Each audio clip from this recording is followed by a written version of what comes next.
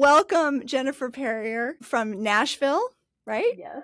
Yeah. Thrilled to have you here. Jennifer is an Olympic lifter.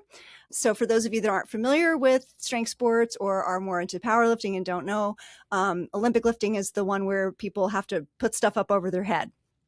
And it's called Olympic lifting because we see it in the Olympics, which is something the powerlifting feds would love to have happen, but that has not happened. So 2 primary lifts, the snatch and the clean and jerk. Again, going up over the head.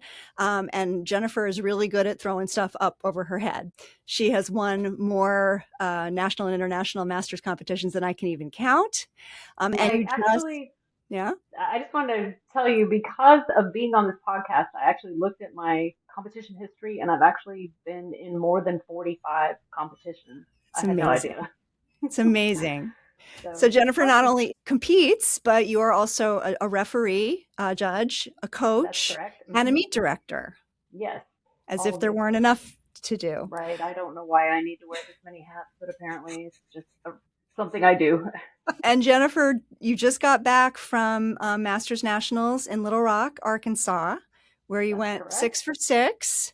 Which for those of us in powerlifting, it's like 9 for 9. It's a perfect score in Olympic lifting, getting all 6 of the attempts. Added 5 kilos to your total. And I know you've had a crazy little bit more than 12 months. Like the last year was just crazy for you, and coming back from a really major surgery and some other stuff that we'll talk about. So congratulations on Masters, and we'll get into that. But I want to go back to the beginning a little bit about how this all started for you. I know you started actually dedicated Olympic lifting, I want to say like a decade or so ago, a little more, but you started in CrossFit, if I'm not mistaken. So let me tell you a little bit about that. My husband and I found ourselves in our late 30s, having sat in front of a computer for way too long and not exercising. And we ran across CrossFit, and at that point there were very few gyms in Nashville, and we started, and we really liked it. And so my husband is still doing CrossFit, but I went over to the dark side and became an Olympic weightlifter, mostly because a friend of mine asked me to go to a competition, a local competition, but it happened to be in Kentucky. And my supposition is that she wanted me to drive her to Kentucky. That's my theory. Actually, I think she just wanted a friend to go with, but we had a great time. It was really fun. But then I didn't compete again for a year because, I don't know, I just kind of was like, oh, I guess I'll just keep doing CrossFit. But the year rolled around and I did the second competition, and I thought, I really like this better. And also, I'll never get a ring muscle up in CrossFit, so that's not going to happen. So why don't I just do weightlifting instead? What did you enjoy more about the weightlifting, about the barbell work, do you think? What appeals to you about it so much? As I went along, it's very technical, right? And so you constantly have to be tweaking your form, getting stronger in your whole body, but also it's just fascinating to figure out your leverages, your start position, working on mobility, all that kind of stuff. It's just it's always a work in progress. You're never going to be done. And I just love it. I think it's really fun. Now, presumably you had been doing those lifts during CrossFit, right? Because CrossFit does both snatch and clean and jerk. So I'm assuming that you had experience. When did you start to feel in the process like you were really kind of technically starting to get it? Like, did you feel that way before you started doing dedicated Olympic training, or were you? I did not. In fact, when I started competing, I could not do what CrossFitters call a squat snatch, and what Olympic weightlifters just call a snatch, right? I couldn't pull myself down into the bottom of a squat in the snatch, which is the overhead lift where your arms are wide. So I had to really work hard on that aspect of the lift, and didn't actually do power snatches on purpose for several months. I only tried to pull myself down into the bottom of the squat until it became more natural. And that it took a while, right? It doesn't happen overnight. Everything is kind of, like I said, a work in progress. Was it a mobility issue for you? Like you had to sort of get your joints more mobile, or was it a technique issue or strength? It was a confidence issue and a bit of a strength issue, although I've always had strong shoulders. But just gaining confidence in that overhead position, you have to want to be there, honestly. There's a whole period of time where you have to go up fast and then you have to pull down fast. And my body didn't at the time want to pull down fast. And you talk about mobility. Well, I was much more mobile when I first started, and now with osteoarthritis and menopause and hip issues, I have a whole different mobility that I have to work with. This is something that a lot of athletes in their 40s and 50s will need to deal with. Constantly shifting landscape. It's true. And I mean, seeing somebody like you who works through it and around it, doesn't let it stop you, is inspiring. And that's one of the Sometimes I reasons. want to punch it in the face, but anyway. Believe me, Not gonna I lie. understand. Why do we do this to ourselves? Because it's fun. It's fun to hurt. It's great. Yeah. So tell me more about that first weightlifting competition that you did. What did you expect walking in? Were you I honestly scared? had no idea what to expect. I went with my friend. It was the primary goal was to just, see what would happen, right? And so we both competed, and it was over so quickly compared to a CrossFit competition. If you go to a CrossFit competition, you might be there half a day or all day or something. And I mean, it was like boom, boom, boom, 3 snatches are done, and I was like, wait, we're done?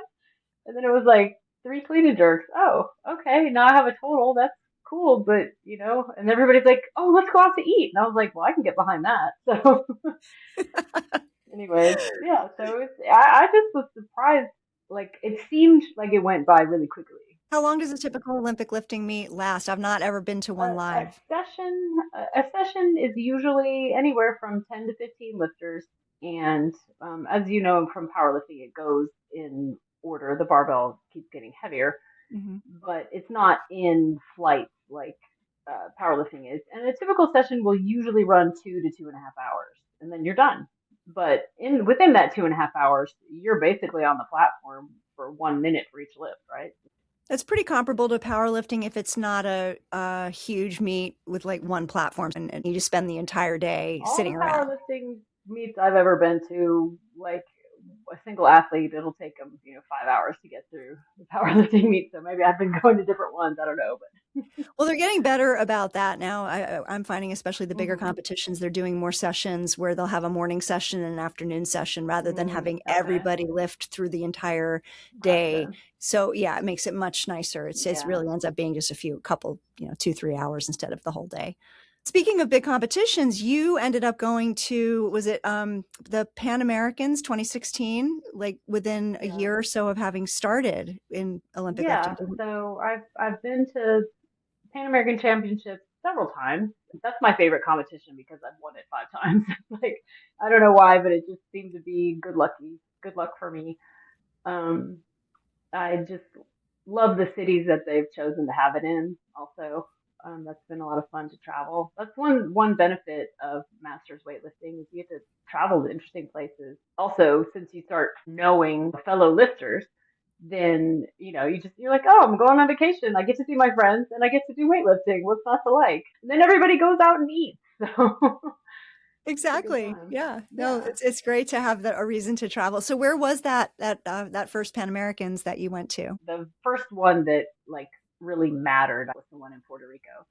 And of course, that is still the United States. Lest we forget. I Well, so what did you learn from that first international competition? We will always have listeners who are sort of newer to whatever sport it is they're doing, and they have not done a big competition or a big international competition. What advice would you give folks? in general, traveling to a competition, making sure you're prepared as far as hydration, electrolytes, making sure food is going to be available to you when you get there or bring it with you, making sure that you know the schedule and that you've gotten there early enough in advance.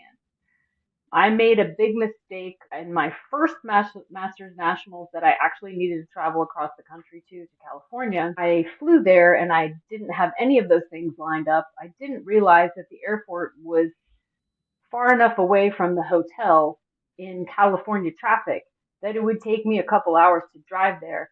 And my nutrition and my hydration were completely messed up. And also I was competing the next day and I bombed out of that competition. And so that was a big learning experience for me. So I really try to pay attention to, how far am I going to travel? And that'll determine how many days in advance I will get to a competition. So if you were So doing that competition again now, would you just have scheduled yourself to get there a day earlier than you did? Is that what you're yeah, basically I saying? would get there 2 days in Two advance. days. And for Okay. any like international travel to like Europe or something like that, I'll get there 3 days at least in advance, and maybe even four. So it just Right. Well, then really it's always depends. adjusting to the time change is a huge thing I find as well, and getting on the right, yeah, your circadian rhythms. Yeah. Exactly. Yeah. Um, So, so what are some of the competitions that you've done that you can think of that have really meant a lot to you? Are there any yeah. that were really Um, significant? the World Championships is super fun to go to. It's just that next level of competition, and you start seeing people from completely different countries that you only get to see at these particular places, and it's just so fun to give them a hug and see how they're doing. The two world championships that I'm thinking of the most are the ones in Montreal and then the one I went to in Finland. And in both of those, I won the bronze medal, which meant a lot to me from a hard work perspective, but also I don't know how to describe it really. It's just like, I wouldn't want to say you feel like you've arrived, but you feel like you did a bigger thing, if that makes sense. Um, Yeah, no, and in Olympic lifting, there's not that many pathways for competition. yeah, Whereas in powerlifting, we have all these different federations. So, but you're really going up against most of the people in the world in what you're yeah, doing. that's And true. that's got to feel really Right. amazing. So, and you don't know who's going to have traveled well. You don't know who might have had to stay home. At one point, somebody didn't actually make weight, which was Oh, terrible. I was heartbroken for them. So yeah, so it's there's a lot of pressure, but it's also like I said, it's so much fun. And also I sometimes I think about there's a quote on the wall of a tennis stadium. I think it's in New York. It's the one where Billie Jean King says pressure is a privilege. And I never really understood what that meant until I was going to events of this caliber. And I thought, pressure is a privilege and I want that pressure. I enjoy that, the excitement, the adrenaline, the build up, the planning, all that kind of stuff. Just getting ready for it is really fun. Making sure your technique is refined, making sure you've done enough strength work, enough recovery work, and going to see the chiropractor, all that kind of stuff. yeah, I mean, it really is a privilege. And at the day you get there and you get on the platform, like I've done everything I could do and I'm Yeah, ready. exactly.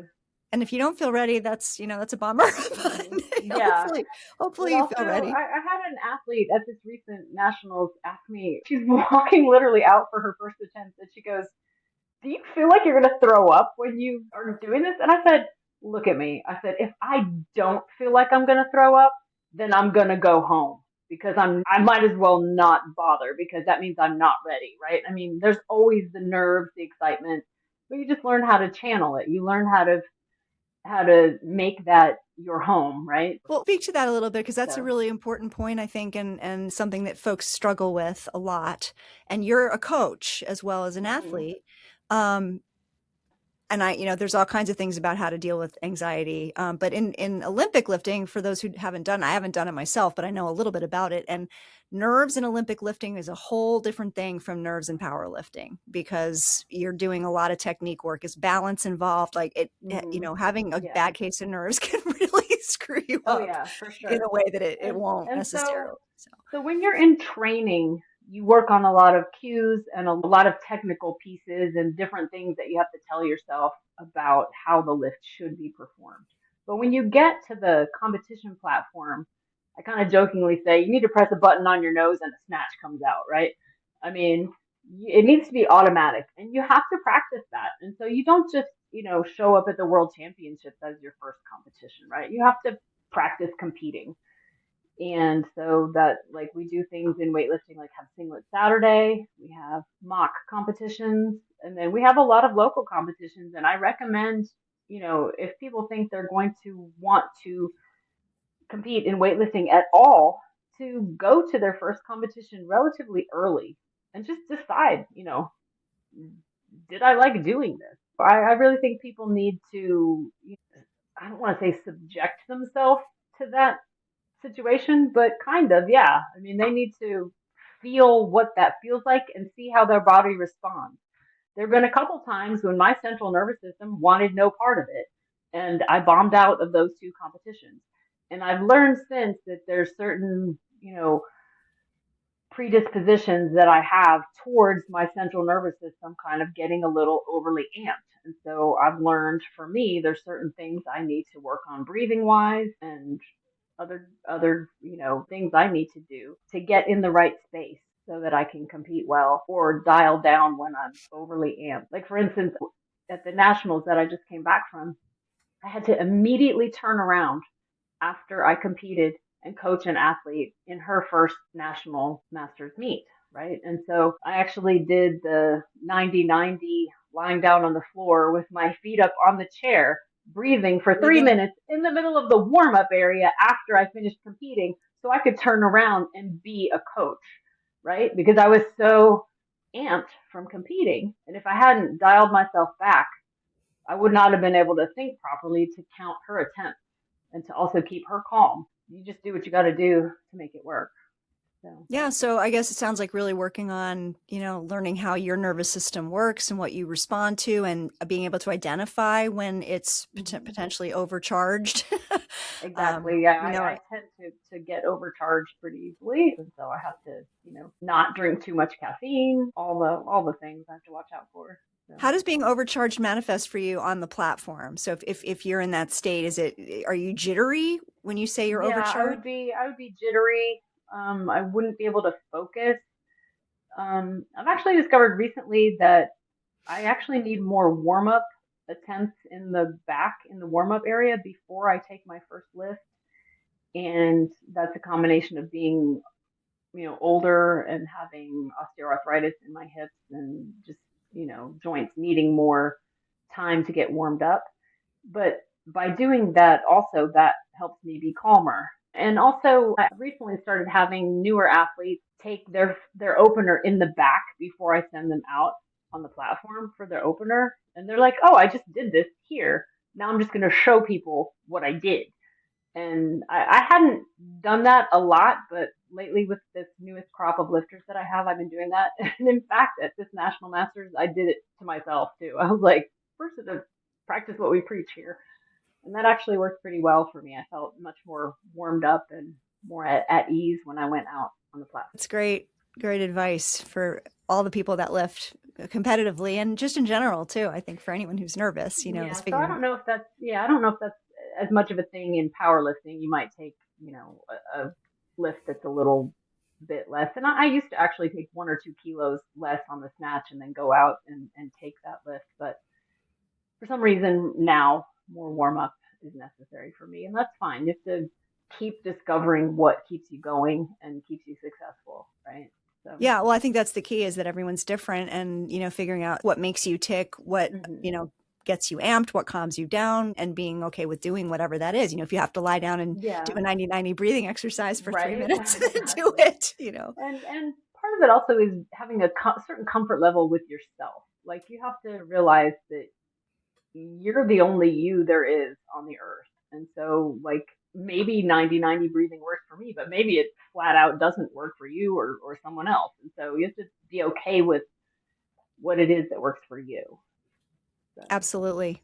I don't know how Olympic lifters work at competitions in powerlifting. A lot of people have earbuds in, they're listening to music or headphones. I used to do that and I've sort of stopped doing that for whatever reason. When I train, I train alone. I have music in my head most of the time, but when I'm at a competition, I really want to kind of know what's going on around me. I'm interacting with people. I'm watching that's how I get in a zone. It's odd, but some people just need to be alone in a corner with their headphones. Don't talk to anyone, and then they go do their thing, and everyone's different. So you just do your thing. Well, speaking of everyone being different, you've had a very different experience over the last little while. You came down with appendicitis. Was it last really did. June? The last week of June was not pretty. You have to understand that I've had a history of irritable bowel syndrome, which with my nutritionist, we've solved a ton of those problems. But if I get like a stomach ache or digestive pain, it was kind of par for the course of my life, right? So last week of June, I had some achiness, like, oh, okay, I must have eaten something wrong. I have celiac disease, so maybe I got some gluten somewhere. And then Friday rolls around And I go to the gym in the morning and I coach some people and I did a consultation on a new athlete. And I just really was not feeling great at all. And this athlete later, who has now been my athlete for, this the whole time since then, was like, yeah, you didn't look the way you sounded on the phone. And I was like, yeah, there are problems. And so I went to the clinic just to get checked. I didn't think it was severe enough to go to the ER at that point. I have a stomach ache, right? So I go in and they do a white blood count test and they're like, oh, this is kind of high. Let's go get a scan. And so I ended up getting a CT scan and they're like, oh, you're going to get your results in, 24 to 48 hours. And I was like, okay, great. I guess I'll just lay on the couch till you tell me what to do next. So next morning I go coach the people at the gym and I'm like, I really still don't feel good. I'm going to go home and put a heating pad on my tummy. And I'm sitting on the couch for, I don't know, an hour or something. And then I stood up and that was the end of that. It was probably rupturing over the last 24 hours or something, but I couldn't stand up. So I went to the ER, had a CT scan, and they're like, yeah, your appendix ruptured, lady. And I was like, okay, noted. So, but then they Cool. couldn't actually get me into surgery until the next day because we were in the main Vanderbilt emergency room. And so, people getting shot and whatnot sort of take precedence over the lady that they stabilized who has a ruptured appendix. I really feel like being strong, helped me through that whole situation because I feel like strong people are harder to kill. and literally, they did the surgery and like 2 hours later, they sent me home. They're like, if you can eat, you can go home. And I'm like, bring on the food, please. Because I hadn't eaten anything since like Friday morning, right? And so at this point, it's like Sunday at lunchtime. I think I remember you writing on social media that you found yourself next to an older woman who had broken I her hip. did. Mm-hmm. And that was a kind of a profound realization or moment for you in regards to sort of how your strength was helping you cope with what Yes, you were it going. was actually. I was laying there in my bed next to the window, and this woman had broken her hip, and she honestly sounded really pitiful, and it made me really sad. And I was praying for her in my head. I was like, gosh, the things that I'm doing for my own strength and for my athletes can continue to help even more people, because breaking your hip is like one of the biggest causes of pretty soon dying thereafter, No, mostly for women. Yeah. it is. A lot of people just never leave Yeah. the hospital. And, obviously the older you Yeah. are, the more that's the case, but it becomes very difficult to get Yeah. independence again. And yeah, Exactly. so the kind of lifting that you're doing is superb for bone density. I mean, it's not the only thing. There are obviously other Right. factors, but it's enormously Yeah. important. So So, that's partly why I'm on the team that I'm building. I have Olympic weightlifters, but I also have general strength, and I have a certain component of my general strength lifters called the Bone Density Club. And in fact, I'm wearing my Bone Density Club T-shirt here. You see my love little it. pirate cat. And I've got several lifters who are really excelling at even far more than I kind of initially expected, partially because I had no idea what to really expect. But they're really doing amazing at the strength training that they're able to do. So they're just doing general strength training, not specifically for Olympic lifting competition. Correct. Mm-hmm. Yeah, Yeah. that's So great. I'm not just an Olympic weightlifting coach, which is what Mhm. I thought I would be when I started my team, but I enjoy these people at least as much, maybe more sometimes than the Olympic weightlifters. Well, it's a whole different world, right? They're so excited about their results too. It's amazing. Yeah. Well, it's interesting. I actually just interviewed a personal trainer recently, and we were talking about the fact that more clients are now coming to training with the idea that they want to improve their bone density specifically. Like Mm-hmm. that Yes, message for has sure. started to really get out there. I think Mm-hmm. probably because of Yes. us Gen X women, we're like, Oh yeah. yeah, we don't Well, sit down and let stuff happen to right. us, And right? so exactly. Well, so in Olympic weightlifting, we do a lot of basically an Olympic lift is a jump and a catch, right? And so we want to have impact to create bone density, right? Mhm. But if we have general strength athletes in their programs, I also have them jump in some capacity. And a lot of times it's not a box jump. I literally have them do like pogos around a line or front and back or box like in a square. Everybody can work on their bone density in some capacity. So Right. Well, and on top of extremely that, there's the important. whole power aspect. So you're really, when you do that, you're helping people with the fast twitch muscles and power. Exactly. And that's a Yeah. big piece of the problem with people as they age, is that's the muscle that degrades hmm quickly. And so, Yeah. you need those muscles to be able to live and go up and down the Well, and stairs. I do, exactly. I do also have balance work that I have them do. So we use a balance pad. We have them, stand on one leg on a balance pad, do toe taps, all that kind of stuff. And several of them have talked to me about incidents where they have, almost fallen but didn't because they were easily able to catch themselves. And I thought, well, that's awesome. I love that. I would love to keep talking about this, and we will, but I Sure. really wanted to talk about what happened to you after that Oh, for surgery, sure. Yeah. because you had your core muscles cut through with abdominal Yeah. surgery. So the appendectomy that I had was a laparoscopy type. So smaller holes, not the big cut that they used to do for appendectomy, but because of the ruptured appendix, my core like checked out of the building. Like, how Hmm. the corset muscle called the transverse abdominis, mine like decided that it didn't exist anymore. And so I actually had to do specific exercises to really focus on waking my core back up. Hmm. So that was really interesting. And in fact, my chiropractor actually had to put a TENS unit on my lower core a couple times just to tell those muscles that you're good. You can wake up. It's fine. Is when you sort of realized that needed to happen, what I you were had able to see? previously done some core work with a pelvic floor physical therapist. So I leaned back on a lot of those exercises, especially dead bugs, bird dogs, all those kinds of things where you're really asking your deep core to wake up, help me come back on board. And it was slow, though. I had a couple friends that were like, we're not going to get back into lifting right away. I'm like, I can't walk to the mailbox. What are you talking about?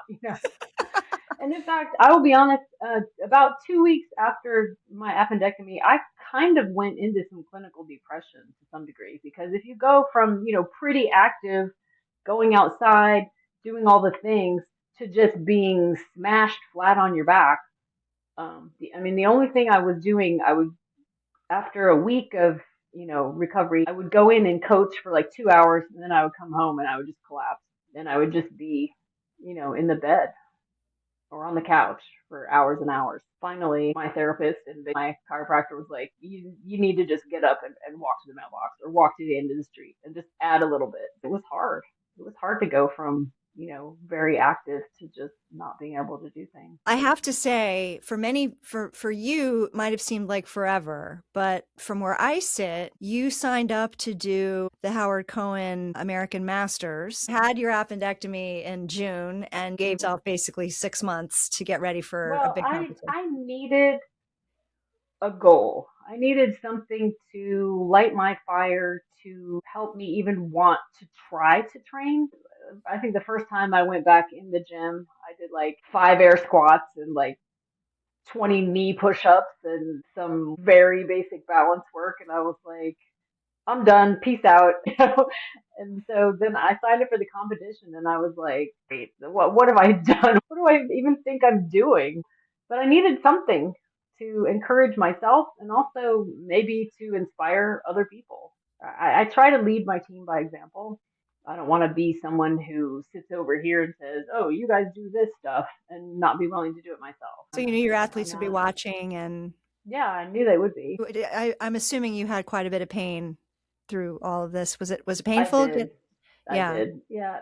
What 'Cause- they don't tell you about your appendix is the first few weeks after you have your appendix out, going from flat to like 30 degrees is absolutely excruciating. It feels like somebody has stabbed you every time. And so, like, once you get past that part of sitting up, it's not terrible, right? But just that part, every time you're like, oh, So I just kind of slowly got better and let myself heal, which was hard. I went to the chiropractor one day and I said, I'm just getting a little itchy to feel better and do more. And she goes, that's exactly what I wanted to hear. Because if you weren't saying that, then I would be checking your body and Mm, seeing if there was something else wrong. And mhm. so that actually made me feel better. I was starting to get itchy to do more. And she said, that's a very good sign. So lean into that, but don't, constantly overdue. And so my whole job was to monitor my energy level and figure out what was the right amount of time to spend on things. And I took so many naps every single day. I finally got it down to one, but I didn't give up that nap for a long time. It was like, oh my goodness, every day I need a nap. Well, we got to remember that's when our bodies actually repair. We need sleep for recovery in between training sessions. She says that she's not sleeping very well right now. I hear that. Show me a menopausal woman who sleeps well, and I'll be like, whoa, unicorn. Exactly, indeed. So that appendix was just one of a bunch of stuff that happened to you last year. I know you lost your beloved cat, Trixie, at the beginning of the year. That was the year started, and my cat died, and she was the mascot for my team. She didn't go to the gym, but she's my logo. She was a whole thing. And so my cat died, and then we actually got two cats a few months later from the rescue, and they're wonderful. They don't take the place of the original cat, but they have their own silliness and charms, and they help me a lot. But then, I'm preparing to go to the Howard Cohen. Everything is looking good. My lifts are coming along. I thought, why don't I try for a world qualifying total? Right? And then those jerks, they raised the total by 4 kilos. I think I'm ready. I can hit this qualifying total on my openers, and then we'll just go for some gravy on some extras. And then they raised the qualifying total by 4 kilos, and I was like, okay, I'll get it on my second. And so that's what I worked on. But as I was preparing for that meet, 3 weeks before it, we had a car accident. Someone decided to pull in front of my husband as we were going through an intersection, and it totaled the car. My central nervous system was just janked for a week. I didn't train for that whole week. All I did was see the chiropractor, work on calming down. But I did something different. I would watch videos of good lifts of myself, and I would tell myself, that's me. That's how I do this. Now, I know a lot of people talk about doing first person visualization, and that works for a lot of people. I do third person visualization. I watch myself like I'm a video camera, and I look at myself and I find the best quality of lifts that I want to look at, and I just watch them every day. And I tell myself, that's how I do this thing. That's me. That's what I do. And I create a whole feeling about it.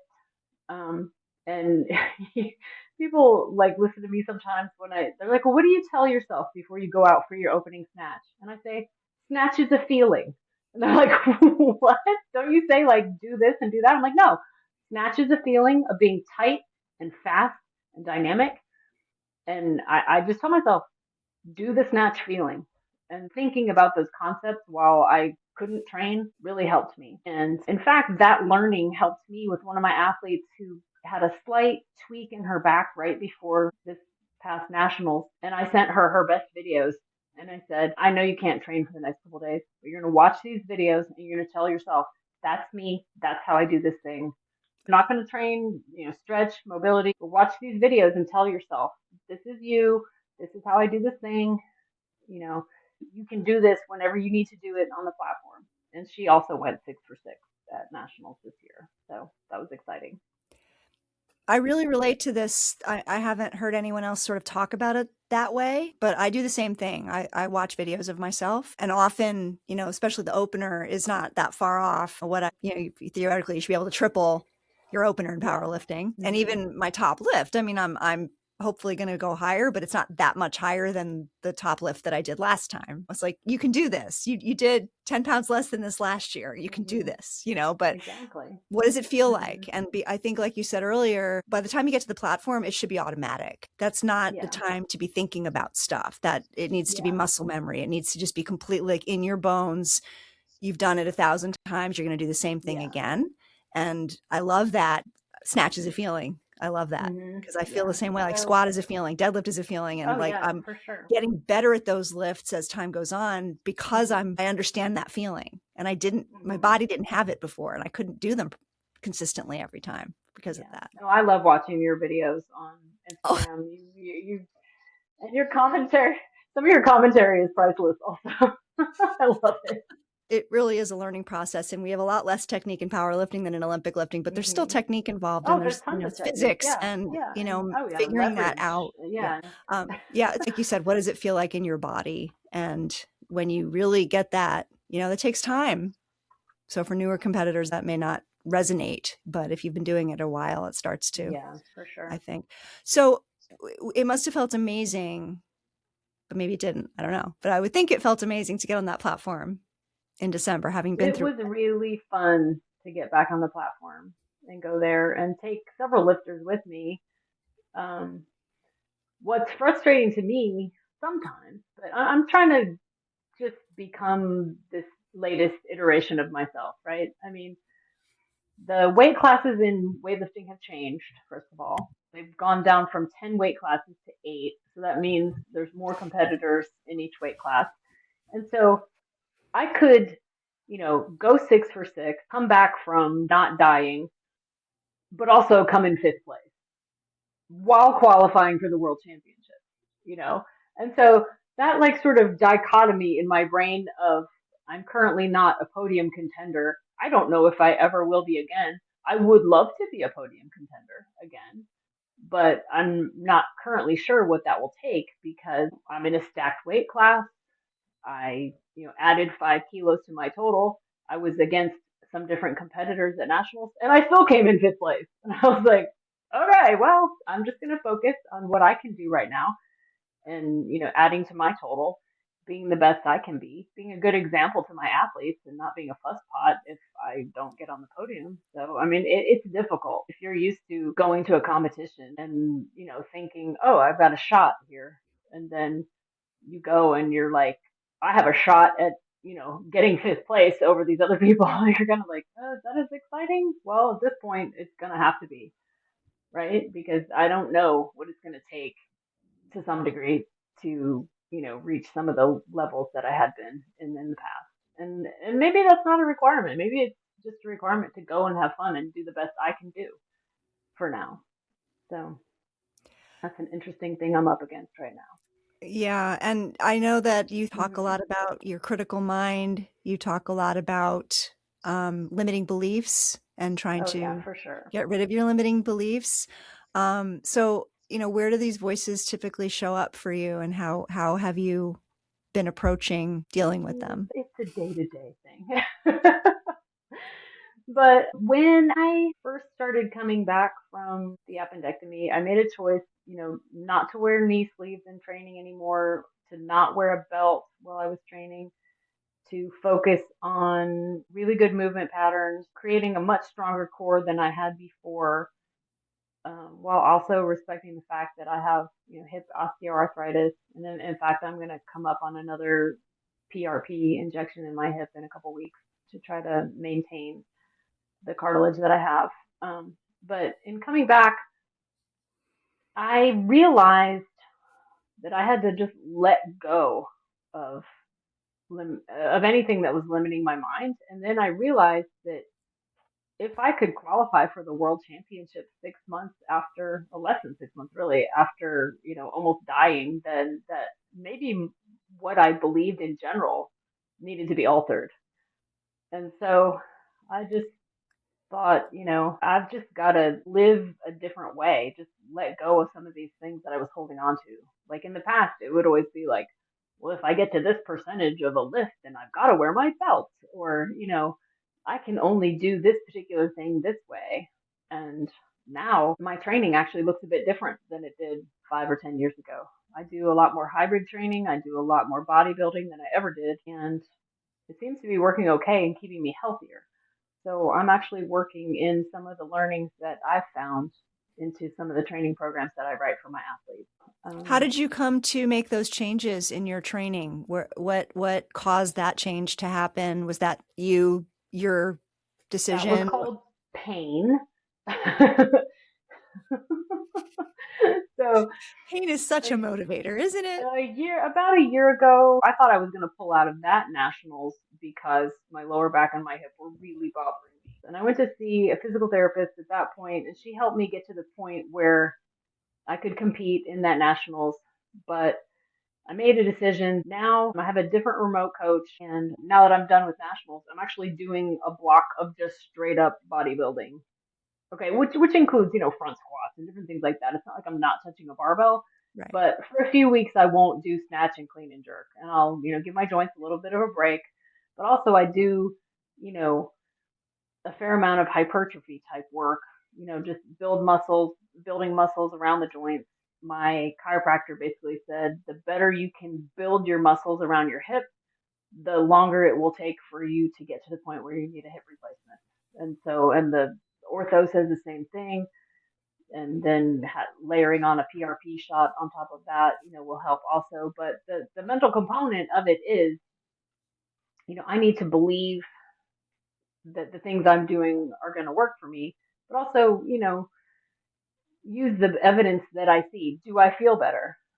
Like after the appendectomy, when I started coming back, I told myself, I'm only going to train things that are sustainable to me. If it doesn't feel good, if it's putting me in a pain cave all the time, then I need to change it. And so that's why I'm like rotating through different training blocks, different stretches. I do a lot more walking than I had been doing. I didn't realize that because of the pain, early in 2025, that I hadn't been walking nearly as much, which is, as we know, is not really good for menopausal women. You really need to just be active in general besides your sport. And so adding all these things together, in some sense, I feel a lot better than I did a year ago. Yeah. So, yeah, it sounds like sort of proving to yourself physically that you can and making yourself Yeah. stronger it's almost like a loop back and forth between the confidence and the sort of shutting up that hmm critic in your head. Yeah. So the critic makes you feel like, at least makes me feel like I should do what these other women are doing. Like, oh, I see this woman training Olympic style weightlifting programming 4 times a week. Well, my body literally cannot do that. It will malfunction. And so I have to trust that what feels good to me and is creating results is the right path for me and is potentially the right path for some of my athletes on my team, depending on, how I choose to program for them. Do you So it's train been your a, athletes differently from each other depending on sort of how they present and what they seem to respond to? Or yes, is to it some degree, yes. Like some of my more masters lifters have different percentages on their squats or different styles of squats. I have at least one lifter, actually maybe two, that they predominantly end up with front squats and not back squats, even though back squats is sort of a staple of Olympic weightlifting. As long as they're squatting in some capacity, then to me that's fine. and that's because they have limitations or it causes them pain or Yeah, problems? like Mhm. back pain or problems or hip pain. Yeah, so you're practicing what you preach basically with yourself Yeah, and with your I do try. athletes, right? Yeah. Well, I find it comforting hearing that other women like you have the critic and have the hmm limiting beliefs and struggle with that because, we're all on social media and you're Yeah. great about sharing that. And, everyone follow Jennifer. We'll talk hmm about how you follow her later, but you're so transparent, Oh, thank and you. I honest. try. I mean, I'm not an influencer. I am not You influence me. gonna. Oh, well, I mean, but not in like a, you know, I don't know, a TikTok, Influencer. Yeah, I right? get I'm it. not an influencer, right? I mean, I just want to be the best version of me that I possibly can be. And sometimes I'll just be like, this was a shit show, and I don't want to do it again, and I'll be honest, this thing didn't work, or this surprised me. This was a pleasant surprise to me of, something that did work. Yeah. I feel like I don't, I'd love to hear more about what you love about masters lifting. I love hmm the support. I love the community. I feel like most of us have gotten to the point in our lives where we are more transparent. I mean, not that we don't want to impress people. Everyone wants to do a good Yeah, job of and, course. Yeah. be amazing, right? But I can only speak for myself. I'm pretty transparent. I think you're really transparent. I think a lot hmm of the other masters women that I follow are as well. I feel like it helps to hear about each other's struggles and that we share many of the same struggles. Yeah. And yeah, I love the masters community because um, there's just a common bond. Even a lot of the ladies, but also even the men in the group. Like I love hanging out with some of my fellow weightlifting referees. It's just feels good to go back and see people. Even if you feel like you're not lifting your best, or there was, like I said, there was that dichotomy of, okay, I did 6 for 6, I qualified for the world championships. I actually added 5 kilos to that qualifying total, and that felt great.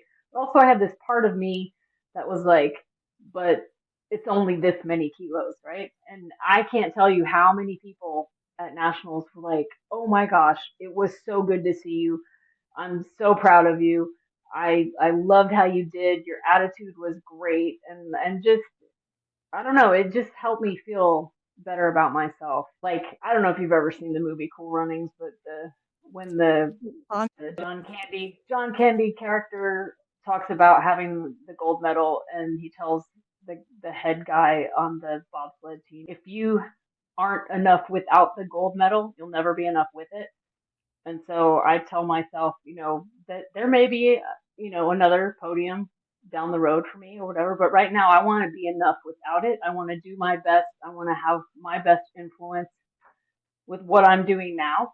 And, if I get strong enough to get another medal, then great. If not, then I guess that'll have to be okay because I'm having a good time lifting with my friends.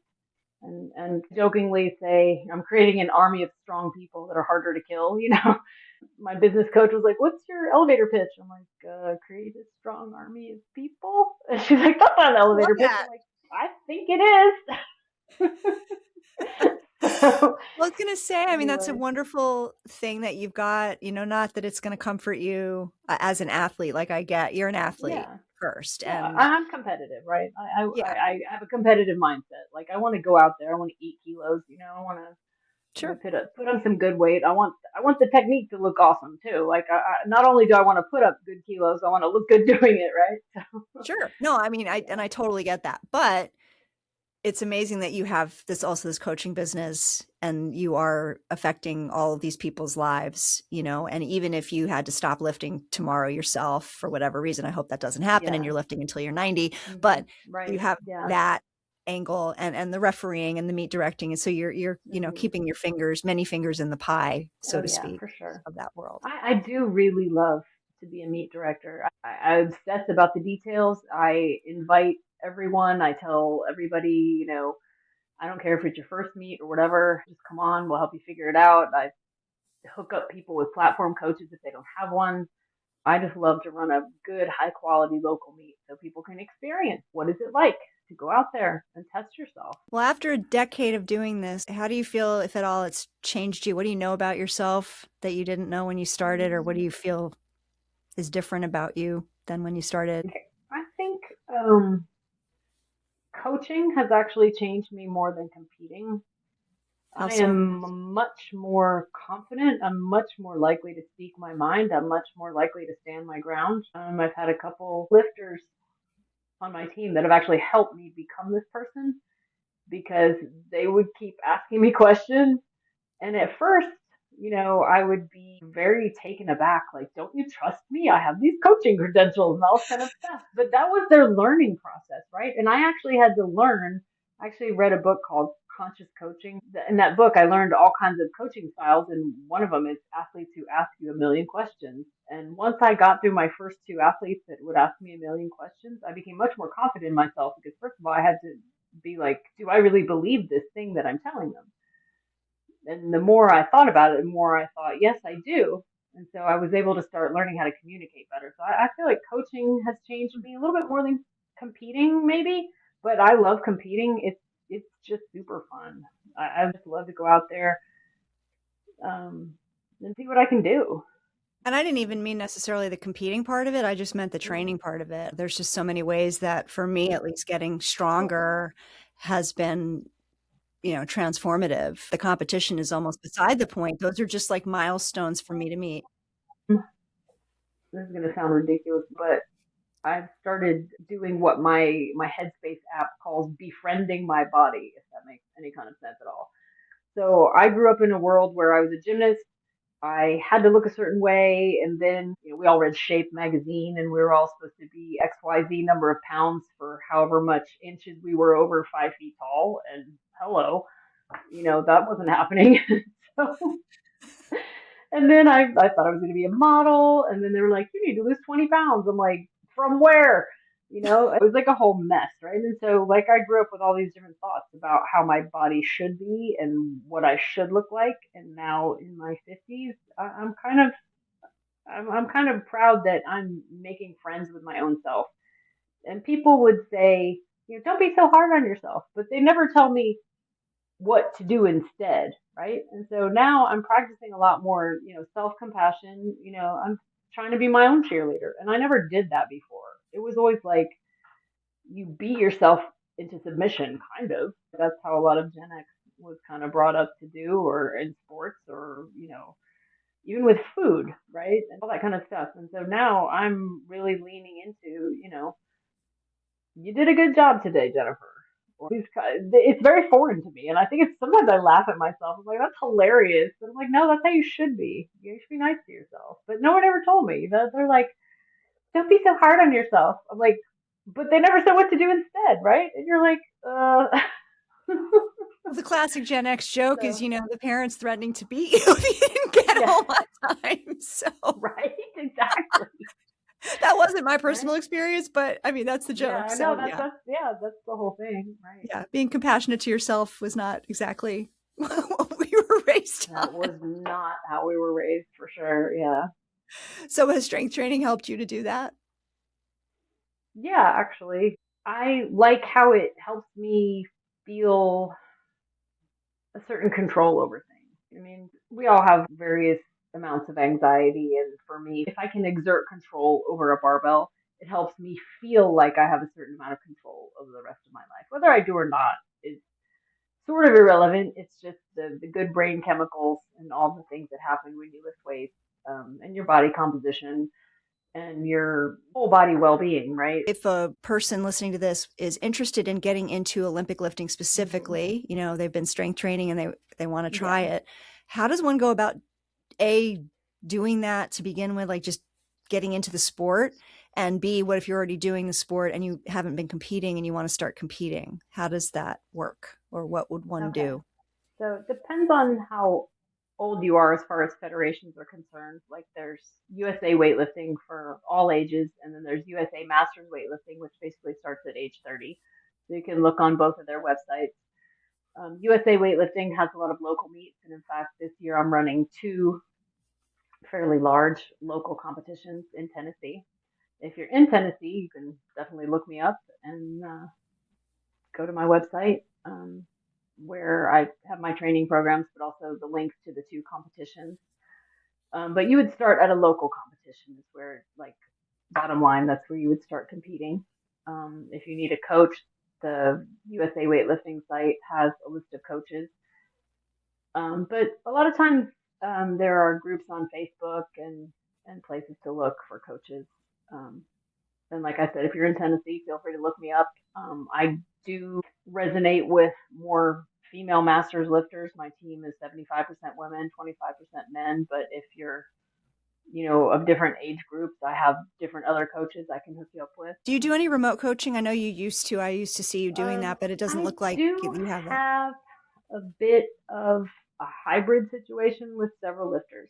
I don't do strictly remote coaching unless you have previously been with me personally. Like I have two lifters who have moved out of state, but they've stayed with me. Like I don't see them in person at all anymore. I have lifters in Alabama and Kentucky that drive to see me, once a month, once every 2 weeks, whatever it's going to be. I have people who live across town who, for whatever reason, it's a 45-minute drive. They can't make that for all the group coaching. So I just see them once a week, but then they send me videos. So I do a fair amount of video review, but I call those my hybrid lifters. Like they train either in their house or at a local gym near to their house, and then they come to see me periodically. So Okay. that's kind of the extent of my remote coaching. I realized that I don't resonate as well with people that I haven't known or I don't get to see in person. Are remote coaches common in Olympic lifting, or is that less? Very common. It is very Okay. common. I myself have a remote coach, but most of it is just for the programming. What would you everybody needs a recommend coach. as the credentials to look for, or if someone's seeking a coach and they haven't really worked with one before in the sport, how would they identify somebody? The first credential that you get is USA Weightlifting Level 1 certification, and then they've got the advanced sport performance, which is basically level 2. You also see people with like a Catalyst Athletics certification. That's also a good one.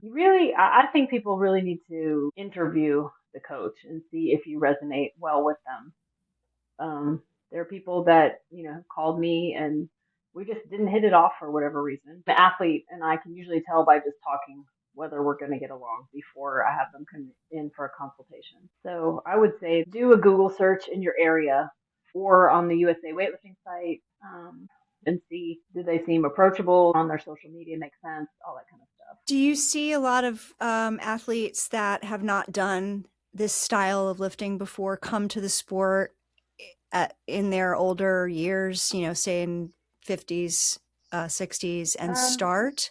I know it's hard on the joints, or it can be. It's hard on the joints. If people come to me at those ages, I do start them very slowly. I took one athlete to the Arnold Sports Festival who was in his 60s, and we literally started him out with air squats. But yeah, I don't see a lot of people in their 50s and 60s coming to this sport. Anybody who is in that age group has typically been doing CrossFit or general strength training first before they start Olympic style weightlifting. So they have some experience with the lifts, at least, even if they haven't done exclusively Olympic lifting. That's my experience. Yeah, I haven't started anybody from scratch except for just that one lifter in his 60s who was a parent of one of my lifters. Right. So. But you do the general strength training as well, and of course, I'm sure you agree that is something that everyone should be doing. Oh, everyone should be. Yes, for sure. I mean, people are like, well, I don't have to squat. I'm like, so you get off of the toilet how exactly? Please explain. Yeah. So where can people find you? Because I want them to find you for sure. I would love for them to find me. My website is jenniferperrier.com. So my name, my Instagram is jp.weightlifting. And also my personal Instagram, if you would like to follow my very transparent and sometimes having curse words, it's at Kitty Perrier. My friend's daughter called me Hello Kitty for a long time. And then on Facebook, JP Weightlifting. As we're wrapping up, I'd love to know, what are your goals? You are going to be going to Masters Worlds. When is that? I am. That is in Greece in the middle of September. Oh, how exciting. Where in Greece? Yeah, it is in Athens.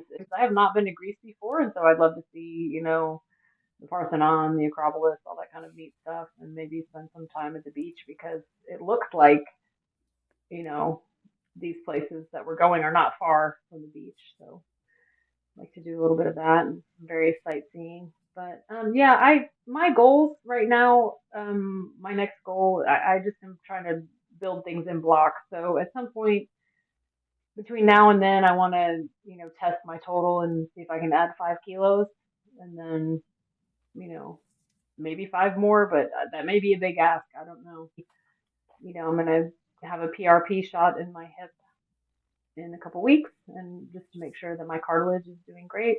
And I'm just going to keep rolling.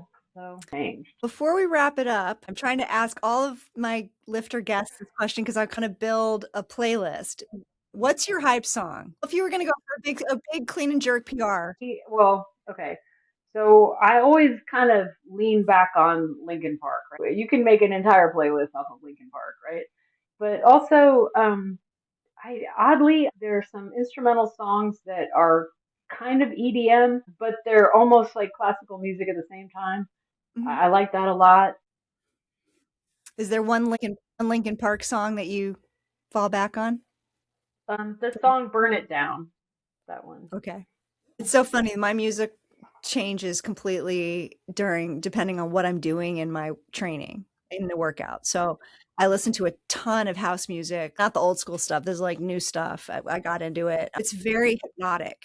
That's my life when I'm doing the hypertrophy work and the Oh, bodybuilding style. yes, It's like yes. 20 reps of something. Hmm. That's my Yeah, jam, 20 reps is evil. Like anything past like Yes. 10, and I'm like, I don't know how to count that high.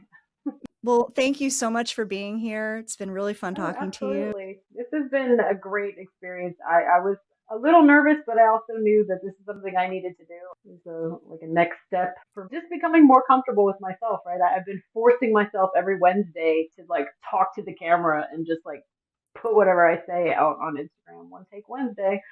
So this is my next step. You inspire people, like you never know who's watching. And then I find you like start to find out who's watching and who's paying attention. And like it can surprise you. You're helping people when you share. So keep sharing.